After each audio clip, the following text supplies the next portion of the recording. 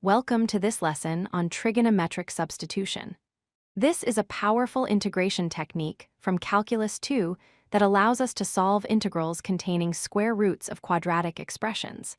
By the end of this video, you will understand exactly when and how to use this method. So, what exactly is trigonometric substitution?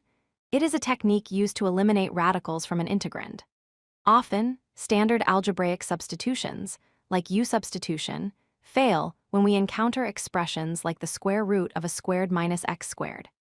By replacing x with a trigonometric function, we can leverage Pythagorean identities to turn these difficult square roots into simple trigonometric terms that are much easier to integrate.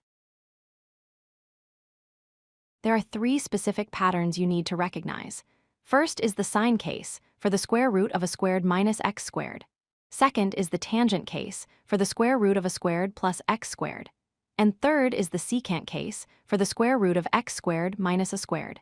Each case corresponds to a specific Pythagorean identity that simplifies the math. Memorizing these three forms is crucial. Let's look at the first case. If you see the square root of a squared minus x squared, you should set x equal to a times sine of theta. Why? Because 1 minus sine squared theta is equal to cosine squared theta. This allows the square root to cancel out perfectly with the square. Also, remember that calculating the derivative, dx, is a required step. Here, dx becomes a times cosine theta d theta. Next is the tangent case.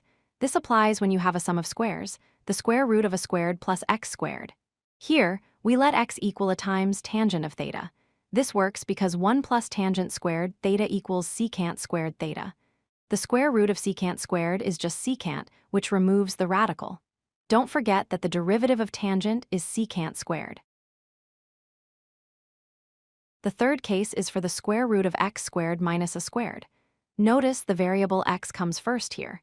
We set x equal to a times secant theta. We use the identity secant squared theta minus 1 equals tangent squared theta.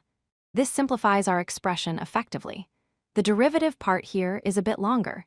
Dx equals a times secant theta tangent theta d theta. Here is the game plan for solving these problems. Step 1. Identify the form and substitute x. Also calculate dx immediately. Step 2. Simplify the integral by plugging in your substitution and using trig identities. Step 3. Integrate the resulting trigonometric function. Step 4. Return to x. Your answer will be in terms of theta, so you must convert it back to the original variable x. I cannot stress this enough. The most common mistake students make is forgetting to substitute dx. You cannot just change x to theta and leave dx as it is. The differential term dx transforms based on your substitution.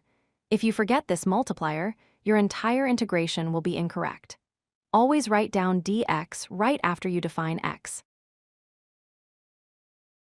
Finally, how do we get back to x? We use a reference triangle. Since trigonometric functions are just ratios of sides in a right triangle, we can draw a triangle based on our initial substitution. For example, if tangent theta equals x over 3, we label the opposite side x and the adjacent side 3. Then we use the Pythagorean theorem to find the third side. This allows us to read any other trig function, like sine or cosine, directly from the triangle in terms of x.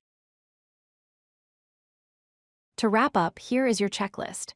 Identify one of the three forms, choose the correct substitution, calculate dx immediately, and finally, use a reference triangle to convert your final answer back to x. With practice, these steps will become second nature. Thanks for watching and happy integrating. If you like this video, hit that like button and don't forget to subscribe. Visit codelucky.com for more such useful content.